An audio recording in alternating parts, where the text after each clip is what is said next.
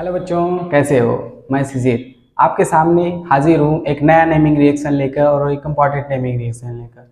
बच्चों, इस वीडियो में हम लोग टोटल 3 नेमिंग रिएक्शन मात्र 10 मिनट में एकदम अच्छे से ख़त्म करते हैं, जो कि आपके एग्ज़ाम के लिए बहुत ही ज़्यादा इम्पॉर्टेंट है। इन तीनों में से गारंटी मेरी है कि कोई ना कोई एक आपको आपके पेपर में देखने को ज़रूर मिलेगा। तो अगर सामने वाला टीचर इतनी श्योरिटी से आपसे कोई बात कह रहा है तो उसको थोड़ा सीरियसली लीजिए और आइए इन तीनों रिएक्शन को देखने का प्रयास करते हैं।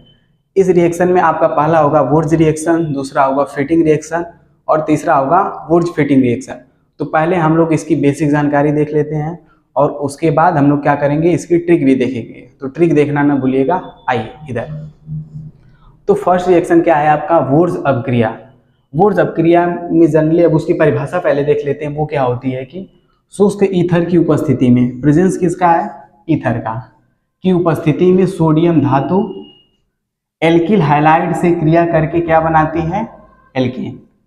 यानी कि शुष्क ईथर की उपस्थिति में रिएक्शन होगा आपका सोडियम धातु के साथ और एल्किल हैलाइड, दोनों मिलकर रिएक्शन करके क्या बनाएंगे, आपका एल्केन बनाएंगे। तो अब रिएक्शन होता क्या है, जैसे यहाँ पे आपको एक रिएक्शन ऐसे लिखा हुआ मिल गया। तो बच्चों इसको समझते कैसे, इसका जुगाड़ देखिए। जुगाड़ क्या है कि इसको बोलते हैं एल्किल हैलाइड। इसको क्या बोलते हैं, एल्किल हैलाइड। यानी कि ये नॉर्मल कार्बन की चेन होती है जिसमें से एक हाइड्रोजन निकाल के वहां पे हाइड्रोजन जोड़ दिया जाता है, तो इसको कहते हैं एल्किल हैलाइड। और यहाँ पे आपका सोडियम है। अब क्या हम लोग देखते हैं कि हमको एल्केन बनाना है, या भी एल्किल या भी एल्किल, दो एल्किल मिलके एल्केन बनते हैं, क्योंकि इसमें भी एक हाइड्रोजन की कमी है और इसमें भी एक हाइड्रोजन की कमी है। तो अगर बीच में दोनों में बंध बन जाएगा तो दोनों क्या हो जाएंगे, एल्केन हो जाएंगे।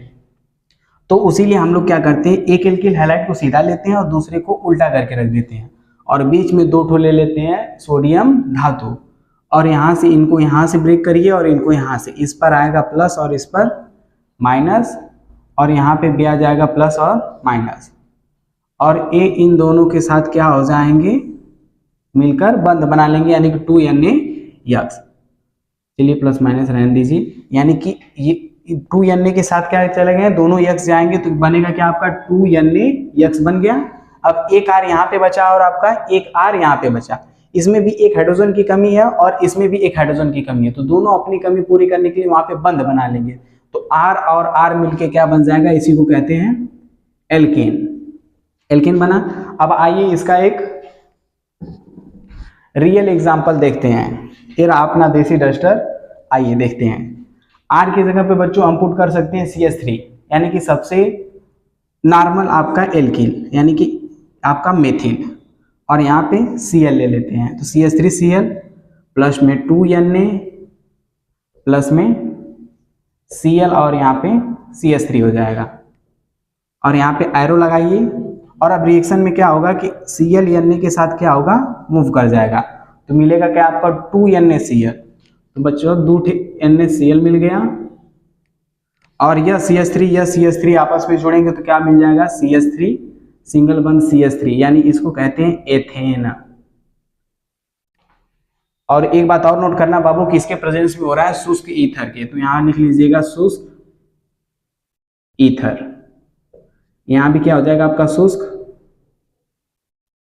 ईथर, यानी पूरा रिएक्शन आपका हुआ शुष्क ईथर में। अभी जब तीनों रिएक्शन पढ़ा लेंगे तो उसके बाद एक ओवरऑल इसकी चर्चा होगी ट्रिक के साथ कि इस रिएक्शन में है क्या, तो तब तक वीडियो में बने रहिए। आइए अब देखते हैं अगला रिएक्शन जो आपका क्या होगा, फिटिंग। ये आपका रहा दूसरा रिएक्शन जिसमें है फिटिंग अपक्रिया। तो जैसे आपने अब इसको समझिए और इसकी परिभाषा देखिए यहाँ पे कि फिटिंग अपक्रिया में क्या है कि शुष्क ईथर, यहाँ थोड़ा सा मिट गया, शुष्क ईथर की उपस्थिति में सोडियम धातु एरिल हैलाइड से, नोट करने वाली बात क्या है कि वहां पे क्या था, एल्किल हैलाइड, और यहाँ पे एरिल हैलाइड की क्रिया करके क्या बनाता है, वहां एल्केन बनता था और यहाँ बनना है डाइफेनिल। अब दोनों क्या होते हैं, ध्यान से देखिए। एरिल हैलाइड का मतलब क्या होता था कि जब R के साथ कोई हैलोजन लग जाता है, यानी कि मान लीजिए Cl लगा दिए, तो अब इसको एरिल हैलाइड, एल्किल हैलाइड बोलते हैं। यानी कि एल्केन के साथ एक हाइड्रोजन निकाल के एल्किल बनाइए और उसके साथ हैलोजन जोड़ दिए तो वह एल्किल हैलाइड हो जाता था। लेकिन यहाँ पे बेंजीन होगा जो कि एरिल ग्रुप है, तो अब अगर बेंजीन में से एक हाइड्रोजन की कमी करके वहां पे क्या हैलोजन अगर जोड़ दिया जाए तो इसको एरिल हैलाइड बोलते हैं। यहाँ पे आप चाहते तो Cl की जगह X भी लगाया जा सकता था, लेकिन हमने डायरेक्टली क्या लगा लिया है, Cl लगा लिया है। तो अब ध्यान से देखिए बच्चों, बेंजीन था, एक हाइड्रोजन निकाले तो एरिल हो गया, और एरिल के साथ यहाँ पे क्लोरीन लग गया है, तो एरिल हैलाइड या एरिल क्लोराइड इसको बोल सकते हैं। तो अब 2Na Cl, यहाँ पे बेंजीन, वहां पे बेंजीन, वहां पे डाइफेनिल बना है। तो अब ये पूरा रिएक्शन हुआ कैसे है, अब इसको देख के ऐसे कुछ समझ में ही नहीं आ रहा है कि सर क्या क्या डब्बा डब्बा बना दिए हैं, कुछ समझ में नहीं आ रहा है। तो इस डब्बे को बच्चों को थोड़ा सा सीधा करके देखने की कोशिश करो, ऐसे ऐसे। अब याद आया बच्चा, यह बेंजीन है, और बेंजीन के हर यहाँ पे जो कार्बन होते हैं सबके पास एक एक हाइड्रोजन क्या होता है, छुपा होता है।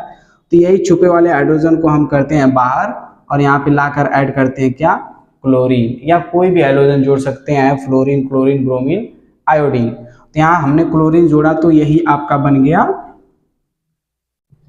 जुगाड़ अपना।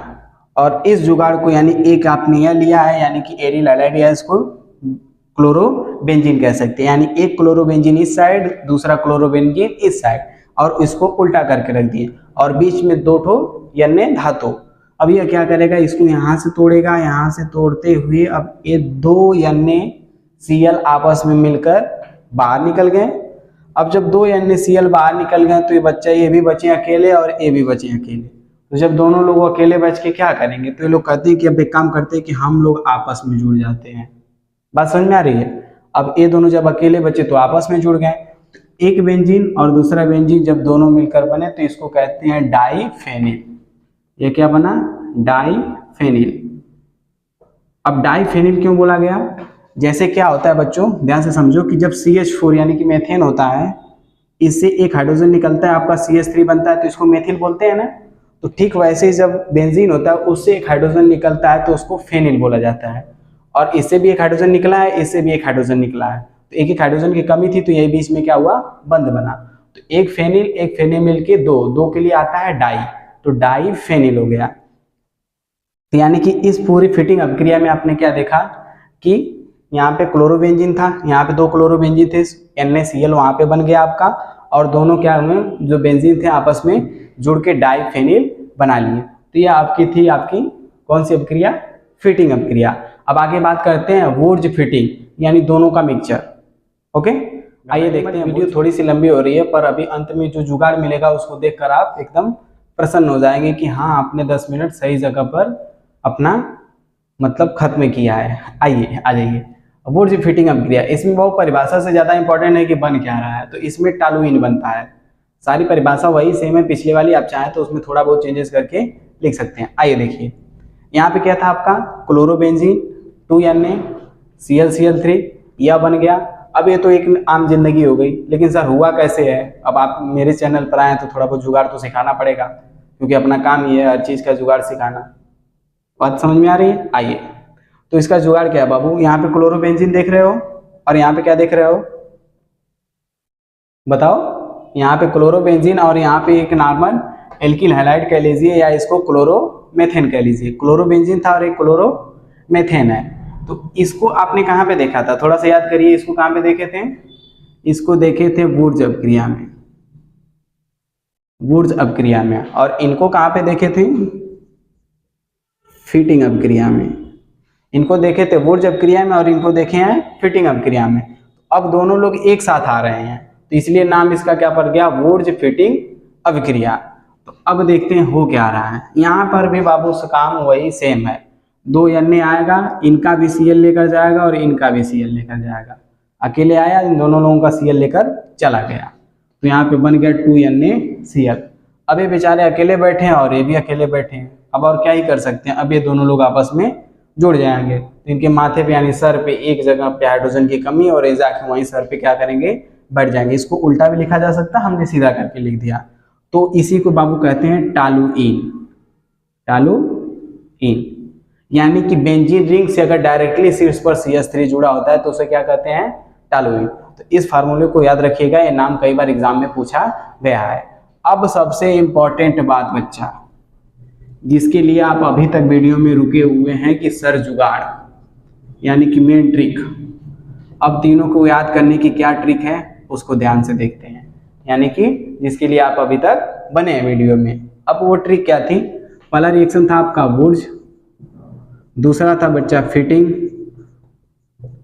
और तीसरा क्या है बच्चा, वुड्स फिटिंग।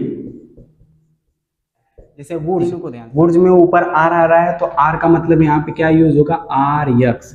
बात समझ में आ रही है। फिटिंग यानी फिट करने की बात आ रही है, तो दो बड़े बड़े डब्बों को फिट कर सकते हैं, दो चीजें एक के ऊपर रखते हैं ना, जैसे फिट करना है एकदम बैठाना मजबूती से, तो फिटिंग में क्या आ जाएगा, कुछ डब्बा नुमा। तो डब्बा नुमा क्या है आपका, बेंजीन, यानी कि ये आएगा बेंजीन वाला यक्स। अब वुड्स फिटिंग देख रहे हैं, वुड्स का भी यानी र भी आ रहा है और फिटिंग में फिटिंग भी आ रहा है, तो यानी कि आर और यक्स भी आएगा इसमें और आपका डब्बा भी आएगा। बात समझ में आ रही है बच्चा, यानी कि ये दोनों आएंगे। तो ये बात होगी आपकी तीनों रिएक्शन की, जो कि आपके एग्जाम के लिए बहुत ज़्यादा इंपॉर्टेंट थे। इन तीनों को अच्छे से तैयार करिए और अच्छे से कॉपी में नोट करिए। बाकी कोई समस्या हो तो नीचे कमेंट करिए और थोड़ा सपोर्ट बनाए रखिए। चैनल को लाइक सब्सक्राइब करिए और अपने दोस्तों के साथ शेयर भी करिए। बाकी मुस्कुराते रहिए, हंसते रहिए, भाई आपका ऐसे ही मदद करता रहेगा। एग्जाम के लिए बेस्ट ऑफ लक।